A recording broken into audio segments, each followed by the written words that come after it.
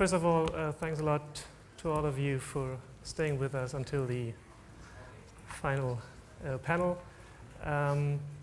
This one is titled Trading Places, the State Saving the Banks. And we have on the panel Spanish Finance Minister Guindos. Pleasure to have you here. Thank you. When we're talking about state and banks, I think he's best predestined to talk about it because he knows both sides. Yeah. Yes. So among others, he was from 2006 until the banks collapsed in 2008, heading Lehman Brothers in Spain, and he had a couple of jobs in the Spanish administration. Now you're, as I said, minister and maybe the next president of the Eurogroup. We will see. We also have Andreas Dombret I have him with me. He once said when he was still a banker, it's the best job I could think of.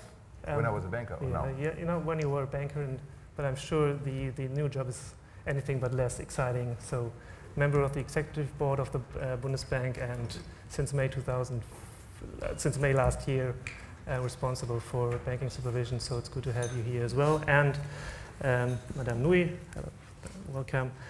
When she was appointed chairman of the Supervisory Board, ECB President Mario Draghi stressed that she brings almost 40 years of experience in banking supervision, so there's hardly anyone who knows this business better. So, and before that, she was working for the French Prudential Authority, so it's good to have you here. Maybe to start with you, Minister, we're talking a lot about whether banks are more safe today than they were before the financial crisis. We have touched on this in different panels now. What is your view on it, and especially maybe with the experience from your country as this was? Well, I am totally sure that today the Spanish banks are much better situation, in a much better shape than 3-4 years ago. Well, just to start, I would like first of all to thank this invitation from the Bundesbank. It's a pleasure to share some views with you on the situation of the Spanish banks, the Spanish economy, and to try to put the restructuring of the banking industry in Spain in a context. It's the context of an economy that 3-4 years ago was on the brink, was about collapsing, and now, well, yesterday the Bank of Spain, always making a reference to central bankers as the benchmark, indicated that this year the Spain is going to grow at a rate of almost 3%, and that the growth rate of the first quarter of this year was 0.8. So the turnaround of the Spanish economy has been quite impressive. Just to remember that we didn't have a single year of positive growth since the crisis started in 2007. And over the last 7 quarters, well, we have recovered not only positive growth, but now we are the fastest growing economy in the Eurozone. And I think that this has to do with the restructuring of the banks. Just to make some rapid comments and some rapid, to share with you some thoughts on the situation of the Spanish economy. Well, the origin of the problem in Spain was threefold. Firstly, we lost a lot of competitiveness since we joined the Eurozone. Secondly, we had a huge credit bubble. And secondly, linked to this credit bubble, we had a real estate bubble. Well, I think that the main indicator of the problems that we had is that in 2010, the current account deficit of the balance of payment of Spain was above 10% of GDP. This is an indication that we had to borrow from overseas, and that especially that we had a clear competitiveness problem. So, when the bubbles burst, once the crisis was started, this had two kinds of implications. The first one is a fiscal crisis. We lost almost 7% of tax revenues, 7% of GDP in terms of tax revenues. Immediately, it was extremely difficult to rein in public expenditure because of automatic stabilizers, and the public deficit in Spain went above 10% of GDP, even 11% in 2010. Simultaneously, the second consequence of the bursting of these bubbles, was the crisis of the banking industry. And this crisis was aggravated because in Spain, 50% of the industry, 50% of the sector was composed by saving banks. And the corporate governance of these lenders was not the best, and simultaneously there was a lot of political interference. So the restructuring of this 50% of the Spanish banking industry was extremely difficult. What were the main measures and the main steps taken by the Spanish government? Well, the first one was to try, to bridge the link and to delete the link, the liaison between the banks and the sovereign. When we arrived in power at the beginning of 2012, the perception was that the Spanish banks were in an awful situation. I think that the reality was much better than the perception of the reality. And simultaneously that the Spanish Treasury had not the power and the capacity to capitalize the Spanish banks. Just to remember, because now I can't remember that in the first semester of 2012, the Spanish banks lost more than 200 billion euros in deposits. This is something that you can check if you look at the target 2 indicator. But it's a clear signal of the problems that we were confronting. Well, what were the steps and the measures that we took? Well, the first one was to increase dramatically the provisioning of the Spanish banks, especially in the real estate development area. We increased provisions by 86 billion euros. And afterwards, because the situation was extremely difficult and extremely delicate, we had to request a financial assistance program. Nobody remembers now, but Spain had to request a financial assistance program to recapitalize the banks. And within the boundaries of this financial assistance program, we took several measures. The first one was transparency. Transparency, I always say that in the restructuring of the banks, is even more important than capital. And transparency, we appointed 2 independent evaluators that carried out 2 top-down stress tests and 1 bottom-up stress test.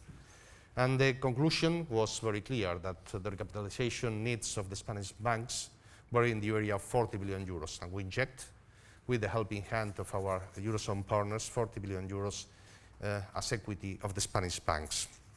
The second important measure that we took was the creation of a bad bank.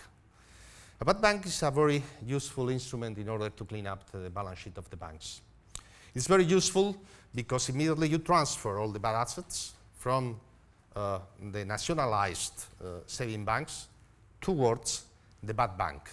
In the case of Spain, we are talking about, in gross terms, something close to 100 billion euros of real estate development to the bad bank. And this is especially useful because the banks that transfer the assets, they do not have to mind, they do not have to focus anymore on this kind of assets. It's something that they can start to think about the nitty-gritty of the banking industry, the real business, the daily business that I think that is very, very, very, very, very, very important. And simultaneously, other step that I think that has been quite relevant was to get rid of the saving bank model. Now in Spain, we do not have any more saving banks. Even the former saving banks were transformed because there were some saving banks that the management was very positive and was okay, but they were transformed into banks. And finally, an important consolidation process in the banking industry has taken place. And the consolidation process is that in Spain, 3-4 years ago, we had 50 lenders, and now we have more or less 12-13 lenders in the industry, and simultaneously the excess capacity has started to be eliminated. We have got rid of 1/3 of the branches and the staff of the banks. Well, the outcome I think that is quite positive, if you allow me to say. It's quite positive, first of all, because if you look at the asset quality review, or if you look at the stress tests, well, in the case of the asset quality review, the Spanish banks have been second to none in terms of the outcome. And with respect to the stress test, also the result was quite benign, quite positive. Secondly, and I think that this is something that has come as a sort of surprise, we have started to see in Spain that we have positive credit flows again. It's a combination of two different processes that might look at odds, but that in Spain, now, we are making these two elements compatible. The first one is the continuation of the deleveraging process. The debt ratio of the private sector in Spain is coming down, and simultaneously, there are net positive flows of new credit to SMEs and to households in Spain. So this is something that is behind the recovery of the Spanish economy that I mentioned at the beginning of my presentation. But it has come as a sort of surprise is now that the Spanish banking industry is financing, domestic demand, is financing SMEs investment, is financing the export evolution of the Spanish economy. That is quite positive, and I think that this is good news. Well, just to finalize, and I think that I have tried to make a sort of counterfactual exercise. What would have happened, in Spain, if we have had the new resolution directive and the new resolution instruments 3-4 years ago? Well, we have to compare that in Spain, the cost of the healing up of the restructuring of the banks has been in the area of 55 to 60 billion euros. If we had had the resolution directive and the new instruments in place, well, the cost for the taxpayer would have been much lower than that. It could have gone, or it could have reached something close to zero. So this is something that we have to bear in mind. This is something that it clearly indicates that the new instruments of the banking union, the new instruments of the resolution directive, is very useful. And I think that the impact in terms of this malign liaison between banks and sovereign that was about taking Spain into a full bailout program could have not taken place should we have had this kind of new resolution instruments in place. Thanks a lot for these very useful insights into the Spanish experience. Mr. Dombret, you also said in the past repeatedly that banks have become safer, more stable. Does that mean that the recent regulation is sufficient, or is there more needed? Some banks are already claiming that there should be some kind of regulatory pause, and there's also some support by the real economy which fears credit constraints. What is your view on the view whether it's enough or not? No, I have to admit, I think that's also true for Danièle, that you hear it quite often from banks that they think we have all the regulation we need and we should stop, and that now is the time to stop regulation. Now, given that, and it's true that we have had so much regulatory work over the last years to make the institutions safer and also the financial systems a safer place, I understand that argument, and I fully understand where the banks are coming from. We also have seen some change in the culture of banks over the last years, and I would add, though, that we need to continue on that path to even see more change of within the culture of banks. Now, having had so much regulation, you could easily argue we should think about stopping. However, I'm more cautious in that regard, because I think we need to first finish the job which we have started. And then maybe we have a good time to pause. Now, what are the open issues from my point of view in regulation which are still outstanding? The first and foremost problem I still see is that the too big to fail problem has been addressed, but has not fully been solved, and that there are still risks that a major financial institution fails and drags down the entire system, or, as in the case of Spain, numerous smaller institutions fail at the same time and have the same effect, potentially dragging down the entire system. So on the too big to fail issue, as discussed in the morning, the total loss absorbing capacity remains an open issue, is in consultation, but we need to address this. So that's the first issue I'd like to mention. The second issue, which was also mentioned this morning and is still not fully solved, may never be fully solved, but where we need to do much more work, is the shadow banking system. We do understand parts of the shadow banking system, the so-called shadow banking system, better than before, but we need to make sure that we fully grasp all the aspects as much as possible. And the third aspect where I think we need to do more in regulation are the over-the-counter derivative markets, where there is immense risk, where we still have most open issues in terms of regulation, especially across the Atlantic, because of accounting differences and many other things. Margin requirements are still very different. So before we can really have a break in terms of regulation, I think we need to finalize work on the too big to fail TLAC issues. We have to work more on the shadow banking issues, and we have to address the issue of the over-the-counter derivative markets. Okay, thank you. To come to you, Ms. Nouy, you said recently in an interview, and I quote, the ECB, you cannot promise that the ECB will eliminate once and for all the risk of another financial crisis, and I guess we all agree that you never can exclude a financial crisis in the future. But how confident are you that at least it will not be again the taxpayers who have to pay the bill, given the progress we have seen in recent years, and as it was mentioned by Minister?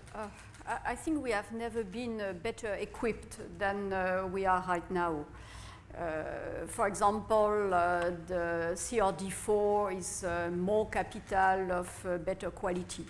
I don't think that that's totally the end of the story, because as mentioned before, there is this sovereign risk issue. There are still also too many national options that are weakening the definition of capital, so this has to be addressed. But it's a much better regulation nevertheless. We also have the banking union. On the first pillar of the banking union, the SSM. I think we have the best of two worlds with the banking union. Much less, if any at all, national bias. We have the expertise and experience of national supervisors, and the distance in the decision-making process, which is very useful to have this distance in the decision-making process. We have the possibility to compare the 123 banking groups or 1,200 banking institutions that we supervise directly. We have benchmark. We can take the example of the best pupil of the pupils of the class to get the others in a better situation. We have a good accountability framework, more transparency. We started on safe and sound basis with the comprehensive assessment, a huge exercise to do asset quality review. We had a credible stress test. We have in the same institution, the ECB, the micro-prudential and macro-prudential powers, tools, so that's very helpful as well. There is a second element which is very important, the directive on recovery and resolution. All of a sudden, now we have the tools, and the price to be paid for using taxpayer money is quite high. the stated rules, principles, on the way it is implemented are still there. But on top of that, a bank in 2015 that is using public money has to go to the resolution authority. So that's quite a new step and very useful. On next year, end of the implementation of the directive, there will be strong and painful, sometimes bailing rules to be implemented. And we also have now a single resolution mechanism, which is in preparatory work, but that will take its work, full work, next year. So those are quite powerful elements that make this statement of less bailout, not taxpayer money involved in saving the banks much more credible. A small caveat, nevertheless, is that we are in a transition period of time for everything. Even the CRD4 will not be fully implemented before 2019. The directive is in a gradual implementation process. The SRM is starting its business. So it's still a bit difficult to measure all the benefits of this new framework. And it's also difficult to answer whether we have all the tools that we need or there will be a need for more. We need to fully implement right now, the sooner the better, the framework that has been decided, the rules that have been taken. But indeed, even with this caveat of the transition period, we have never been as well equipped as we are now. You already mentioned the SRM and including the Single Resolution Fund, and also you talked about it.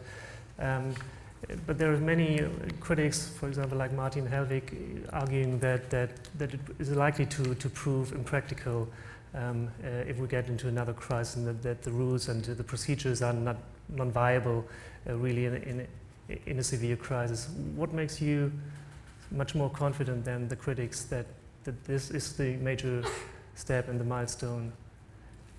I think the procedure, the way of implementing these new instruments are defined right now and improve very seriously. So there is no reason that we will not draw all the lessons from the crisis. But just then to make it more concrete on the potential weak points, and there is the discussion about whether the 55 billion will be enough in case of a severe crisis. I think you already also said in an interview that in normal circumstances it will be enough, but in a severe crisis like the one we had, we will need more money. So this is one point of where a lot of people... It would have been enough to cover the needs, the costs in all situations except one, during a very, very tough crisis. So I think this is really very encouraging. And when we have the other rules that are coming, TLAC, for example, being implemented, I believe, yes, indeed, it will be enough. Yeah, please. I think that the point is not only, the size of the resolution fund that, I think that is going to be sizable and is going to be progressively mutualized. I think that we have to refer also to the bail-in rules. That's the point. The problem in Spain is that we don't have, these bail-in rules in place. And I think that this is the point. This is the point if you want to really to break the bond between banks and sovereign. I think that these new bail-in rules, the new parking order, how to impose losses to the different stakeholders of the banks, I think that is vital. This is the real modification. And afterwards, I think that the banking union is also an additional safety net. As Danièle has mentioned, well, to have a certain distance with respect to the banks and the confidence that this supervision is not going to fail. And afterwards, to have a single resolution authority is something that has to increase the credibility of the whole process. I heard exactly the same point, that we are going from bailout to bail-in. which is changing the hierarchy and everything else. But and in addition, I would like to pick up on what Danièle said. We are coming out of a credible, severe stress test. So for the next foreseeable future, at least, we hope that we have seen the issues which we could see, and that we are starting from a point where we don't need this fund straight away, so that we can build up the credibility in the European banking market, the euro area banking market, in a way that there is more stability. So it is. So there is a legal, but also a market aspect to it, which is positive. Yeah. So that means you're confident that we will not have problems in the near future, and is it something you're hoping for? Because isn't it a big problem that we have already the single supervision by the ECB, but that we had not yet have the single resolution mechanism and single resolution fund, because it only starts in 2016. You've talked about transition period, Isn't that a special problem for? Yes, it's a problem that we knew when we started, that there will be a small lag between the two pillars. But it's a temporary problem, so on a very short period of time, so we can adapt. I would say we have, for the time being, a more complicated problem, which is that a number of countries have not yet implemented the directive on recovery and resolution, which means that normally we should be in a situation where we have a common regulation to address the different national resolution authorities if there is a need. But because this regulation is not implemented, we have to deal with all the different national regulations to talk to the national resolution authorities. And sometimes they don't even exist, these national resolution authorities. This is where the problem is, not, in my view, in the small time difference of a year between the Pillar 1 and Pillar 2 of the banking union. Well, you know, in the case of Spain, we had a previous experience, so we have been quite rapid in sending the new resolution directive and the new law to the Parliament, and it will be approved in 2 or 3 months. But I think that there is one point that I would like also to stress, is that, and this is part of the Spanish experience, is that resolution has to be independent from supervision. That's very, very, very important, because if you make a mistake, well, in the case of Spain, if you make a mistake in terms of supervision, and if you know, the same institution in charge of the supervision is also responsible in terms of resolution, it's very difficult to acknowledge your mistake. So to have 2 independent institutions, that I think that is something that is embedded in the new European directive on resolution is vital in our view. Resolution is not the same as supervision.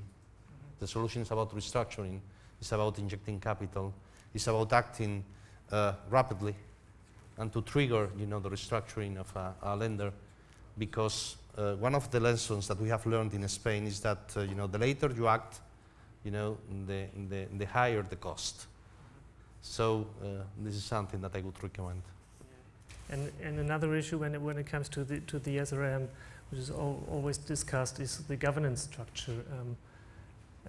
A lot of people doubt that the structure as it is at the moment really allows prompt and efficient decisions. Let's say, you know, there's always the saying that, especially in case of, you already touched on it, especially in case of resolution, time is money. So we need prompt decisions over a weekend. It's always said over a weekend.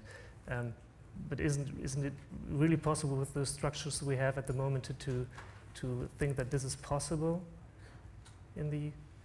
Well, yes, I think it is possible, and I like the way it is organized. The fact that, as you said, there are 2 different institutions, and the last decision on weak bank for the supervisor will be to declare that the bank is failing or likely to fail and give the file to the resolution authority. I think that's a very smart way of addressing the issue to have a new independent body deciding about the recovery and the resolution.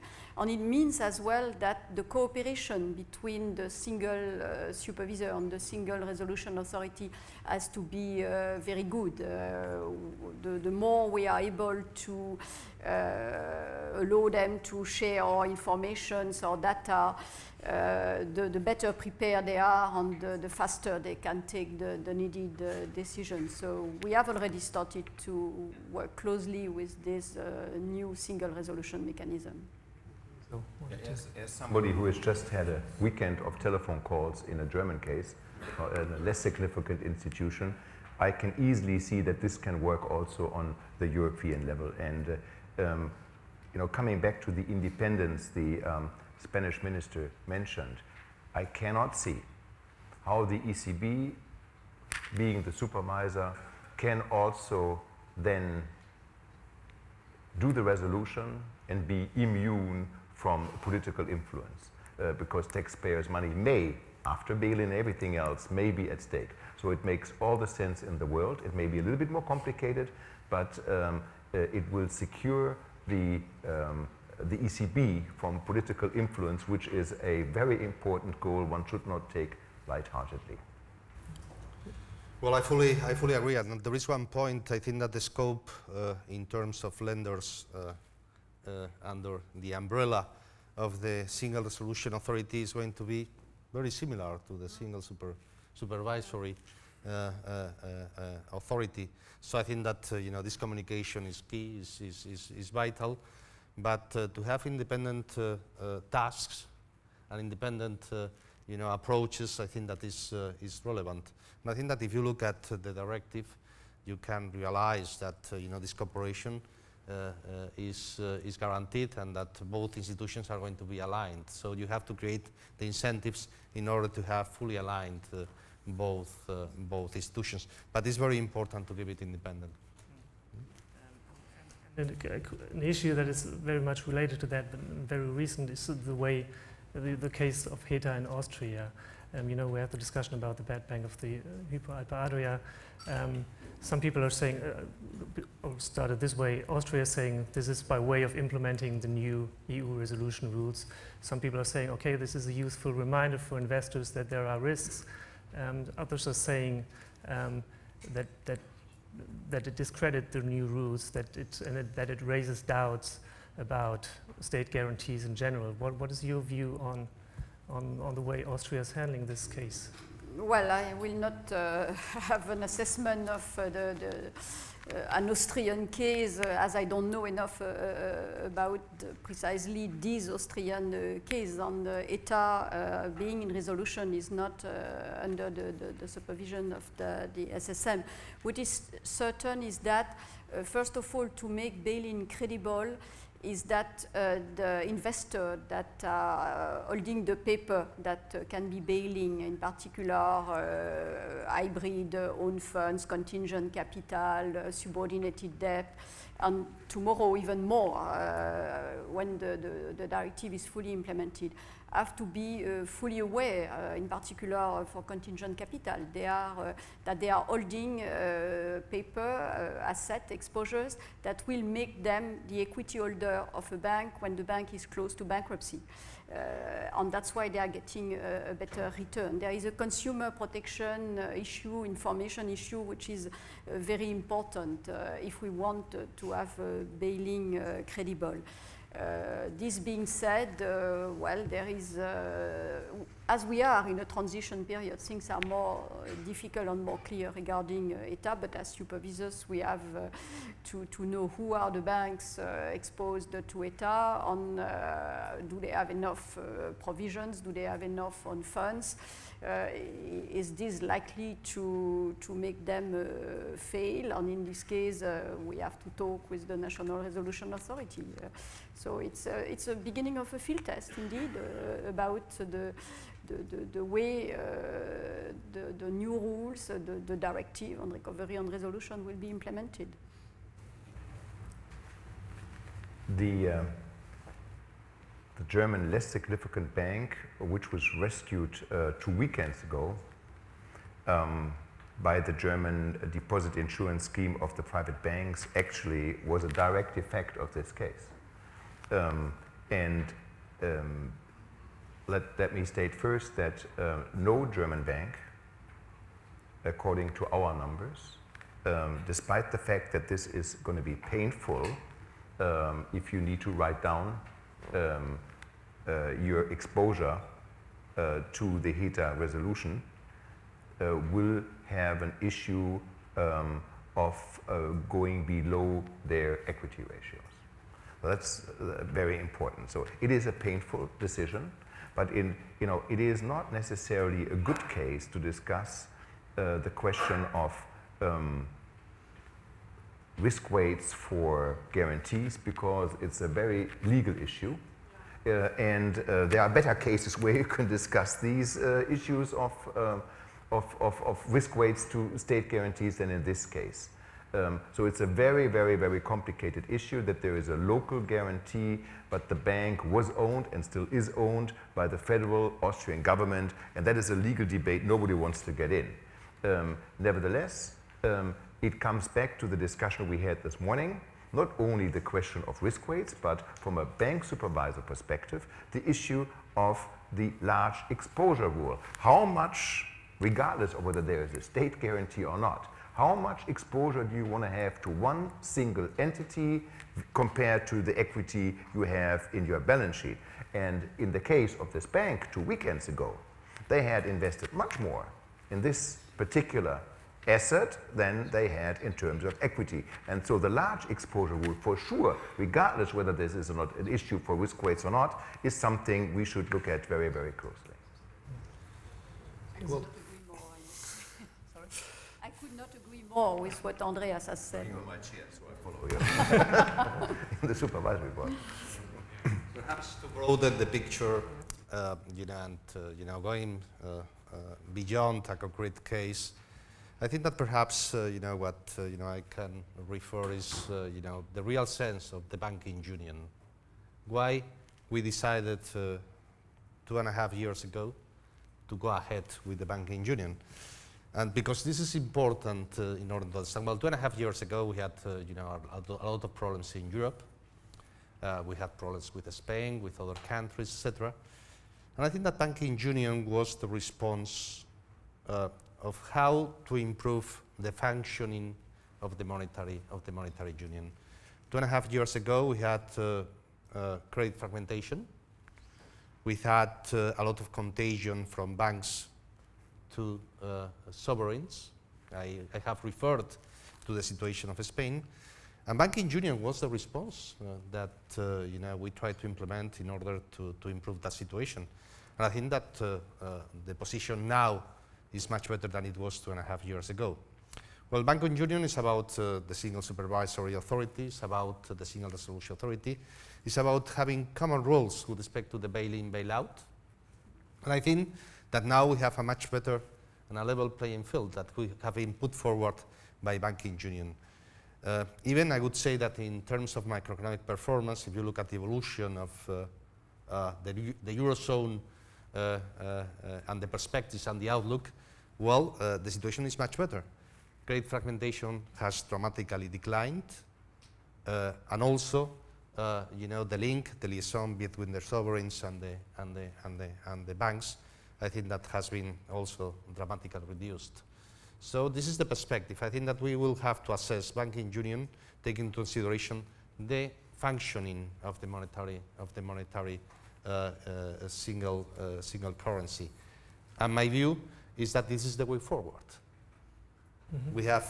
We have advanced and we have made progress in terms of banking union. There are other areas of economic policy that we will need further integration in the future for sure. Yes, and as this panel is called, should the state save the banks, regardless that, of course, in a crisis like 2008, 2009, in the Spanish situation, that the state has an important role. The principle should be that first and foremost the creditors and owners of the banks should be, and I'm not referring this to the Austrian case, I'm making a general statement, first and foremost it has to be very clear that the creditors and owners of banks should be on the line, and that the state, if at all, is at the very, very end of all of this, and that there's still a little bit across the Eurozone, the reflection, why doesn't the state move in? But that is something we need to overcome, not only by the law and the directive, but also by the thinking that it should be not the state. We should break that nexus, and we still have too many politicians, sometimes I fear, and I exclude the one on the panel, who think that the state should always be, the reaction is the state should be there, and that is the wrong thinking, very much the wrong thinking. Yeah. But isn't it a difference, I completely understand what you're saying, but isn't it a difference if there is a guarantee, and if you have promised to pay, then you have to pay? Yeah, but that's clear. If you promise something, you have to keep your promises, yes. But that seems to be the discussion whether Austria and this is the case in the... But I'm not a lawyer. I work in a central bank, so I'm not going to get into legal issues at all, because I don't understand enough from this. Of course, if you promise to pay something, my understanding is that the Austrian government has a moratorium which leads to a fact that this guarantee is not being called on as long as there is a moratorium. But that's a totally different issue. Of course, if you promise something, you need to keep those promises. That is, but nobody disputes that, I guess. You referred to the starting of the banking union, and the process was initiated by this four presidents paper, and there was the pillar, so the banking supervision, there was the pillar resolution mechanism, but there was a third pillar saying in the future we might need a single deposit guarantee scheme in the euro. It seems to be, at least at the moment, political, not feasible, but would you say that in the longer term, you said that we also have to have the longer term in mind. Would it be necessary to complement the picture? Well, with respect to the single insurance deposit scheme, now what we have is common rules.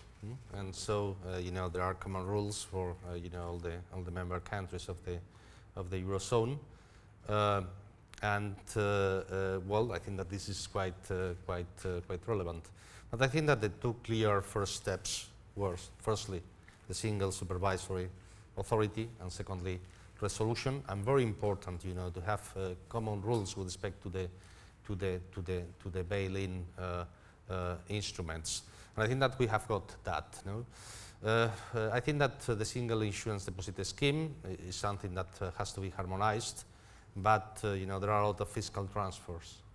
I think that, well, first of all, we have to make further progress with respect to the integration and further, cooperation in terms of fiscal policy before taking that step.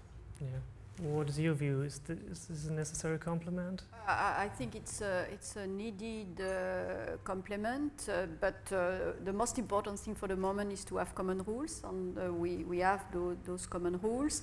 I think that the first pillar, common supervision, the second common resolution mechanism will create over time a situation that will make the third pillar much more easy.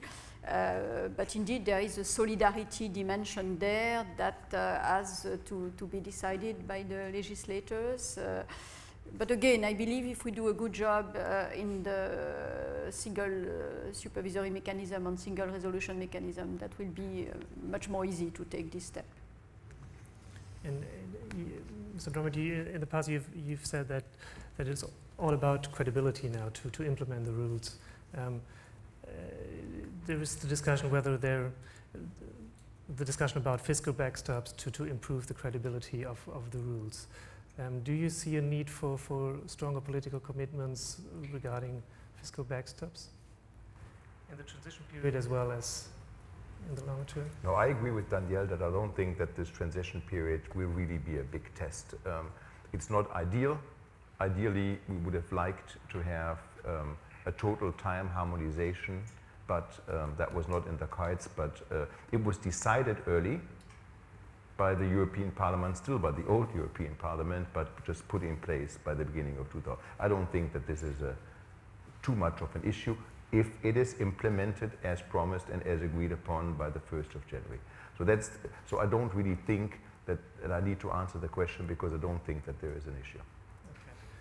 And there's also discussion about whether the ESM could play any kind of role as a backstop for the Single Resolution Fund in the future. What is something that it was discussed in depth. Well, we reached a consensus, we reached an agreement. Well, the real backstop is going to be the Single Resolution Fund. It's the 55 billion euros that is going to be paid by the banks, and that is going to be increasingly mutualized over 9 years. No, that's the real backstop. No, and afterwards we set different elements, to fill in potential needs that we might have in the future, through the possibility of borrowing from other compartments of the fund. So that, there are some technical possibilities that might be used in case that a difficult situation arrive.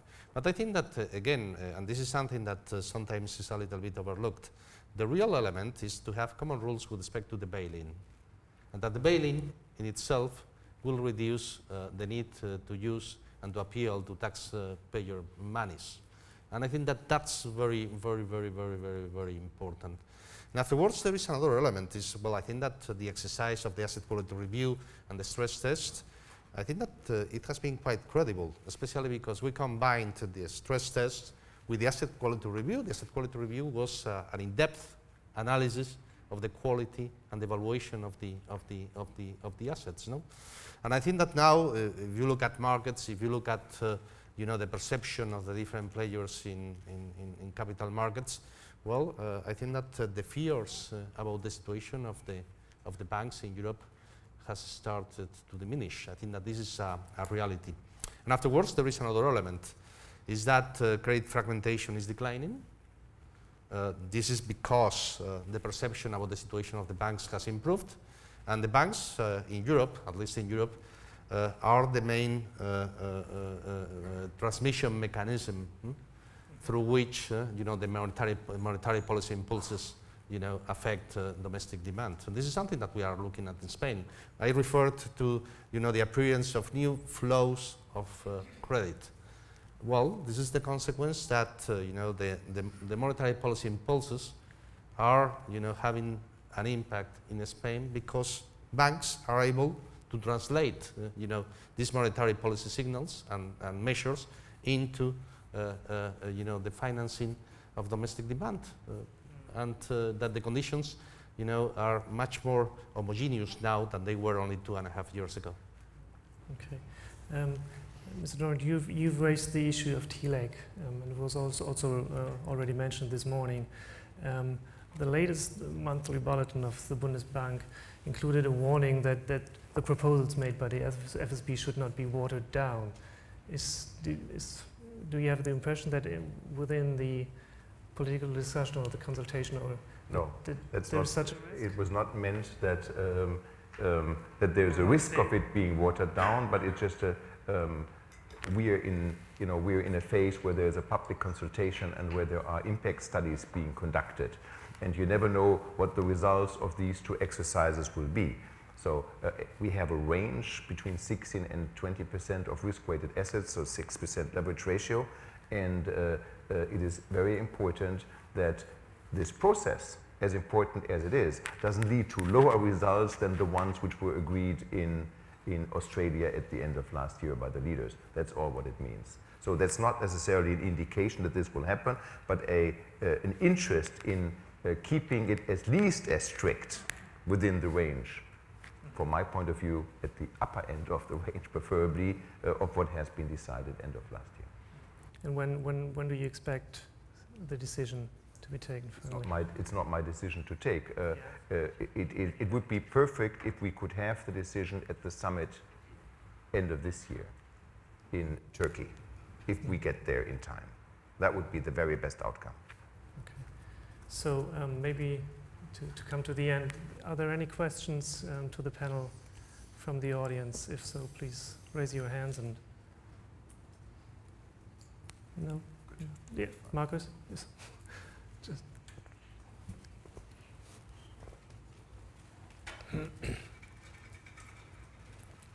at the danger of sidetracking a little bit, I would just like to learn a little bit more about the Spanish situation at the moment. And so we know from Ireland, for example, that the current growth rate is very high and also house prices are growing strongly again, but most of the growth is actually without much credit. And I'm very curious to learn whether it's a similar situation in Spain. Is it because credit is coming back and growth is coming back, or is it despite credit is not coming back, growth is coming back? And secondly, to what extent it is driven by export? And if you take the export component away, is it still a strong growth rate? Do you also see domestic demand picking up a lot? Then I have a second question about Spain. So the initial process in Spain was essentially to merge all the cajas together. And the idea was at that point bring the healthy ones and the not healthy ones together, and together they will survive. And then create one big or a few bigger entities. And you also mentioned there was a huge consolidation going on within the Spanish banking system. Do you feel like there was a lot of progress? Would you recommend other countries to follow the same example? And or do you have a sense that now you have a much more too big to fail problem down the road because you have bigger institutions? So do you think it's in general better to have fewer large institutions or many, many small institutions from both probably a governance perspective and also from other perspectives? Well, to the macro situation in Spain, well, the growth rate in Spain this year, according to the Bank of Spain, is going to be 2.8, and I think that is, is something that is something that we can achieve. Even the consensus of the market is in that area. But I think what is really relevant with respect to Spain is that Spain 3 years ago, well, we were on the brink. We had a very deep and profound problem in terms of the banks, in terms of fiscal consolidation, in terms of the evolution of the labor market. And for instance, this year Spain is going to have a very, I think that we are going to be the leaders in terms of growth. We are going to create more than 500,000 jobs. The unemployment rate is going to decline quite drastically. We are going to have a current account surplus in the area of 1%, and simultaneously the inflation rate is going to be negative on average, I would say -0.5, -0.4. So, and when you look at the different drivers of growth, exports are behaving quite well. We are outperforming the majority of our peers. Spain has gained a lot of competitiveness over the last 3-4 years. And simultaneously, there is a modest pickup in domestic demand. And it has to do with the evolution of credit. Now we have started to see that consumer finance is on the rise, that SMEs finance is also on the rise, modestly, but it's on the rise. And simultaneously, and I think that this is quite relevant, this process of new flows of credit is compatible with the leveraging of the economy. At the end of the day, when you have a surplus in the current account, you are deleveraging. You are reducing your net borrowing position. External borrowing is coming down. And I think that the reasons of this U-turn, this turnaround of the Spanish economy, that I think that is quite relevant because it has taken place within the boundaries of a single currency. We didn't devalue. We didn't have an external devaluation of the currency. Only lately, because of the drop of the euro vis-a-vis the dollar, well, that has been a helping hand, has taken place, in a single monetary union in the eurozone, and I think that it sets an example in terms of the policies that you have to implement. Banks are vital. Labor market reform is key, and also, liberalization in terms of product and services markets. So I think that this is a good reference for the future, because sometimes in the Eurozone we have discussions about, well, what's our policies, economic policy strategy. And I think that Spain, that is a large country with huge imbalances and enormous imbalances only 3-4 years ago, clearly sets an example about the policy with clear results and with clear outcome in terms of growth. No? We are outperforming in terms of growth, not only the average of the Eurozone, but the majority of the countries. And secondly, with respect to consolidation, in Spain we had 50 lenders only 3-4 years ago. Now we have 12. I would not recommend the experience of merging a good lender with a bad lender. This is something that I would not recommend. At the end of the day, you perhaps might create a bigger problem than the one that you have before. So I would be very cautious in that kind of approaches. And I think that in Spain now we have 12 large lenders. The majority of them, all of them, of these 12, are under the supervision of the Single Supervisory Authority. That's something that we think that is very, very, very, very positive in order to avoid mistakes that we made in the past. And I think that there is one point. You cannot you cannot measure rivalry in terms of the number of players that you have in the marketplace. Because I remember the times that we had 50 players, that because the solvency situation of many of them was not the best, they didn't compete. Now we have 12, they are healthy, they are perceived as healthy, and they compete. So, competition is a polyhedric situation that you have to take into consideration not only the number of lenders, but also other aspects, for instance, the solvency of these lenders. So if you're saying Spanish is the example, you're also telling this, your Greek colleague in the discussion within the Eurogroup, just follow the way we did? Well, it's something, I do not want to talk about that.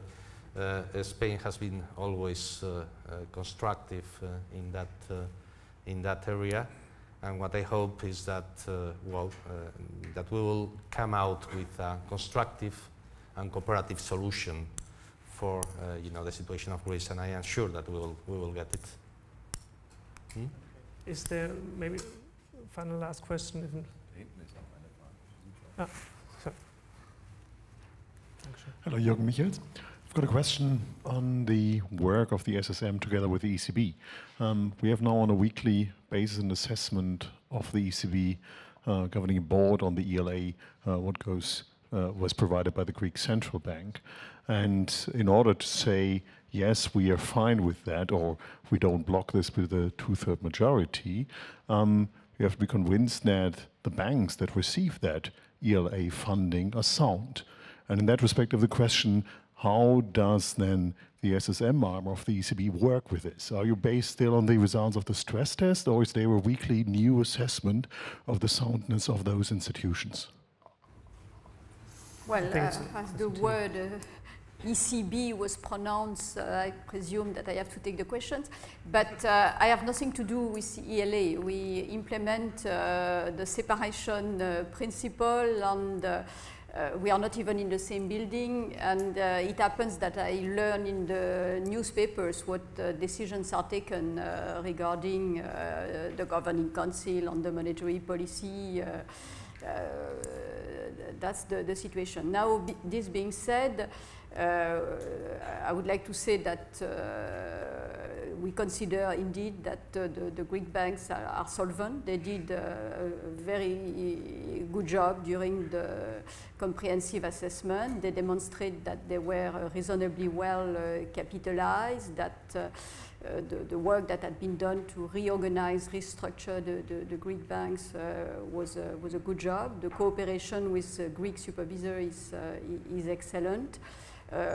This being said, obviously, because of a difficult political situation, they are going through a stressful episode.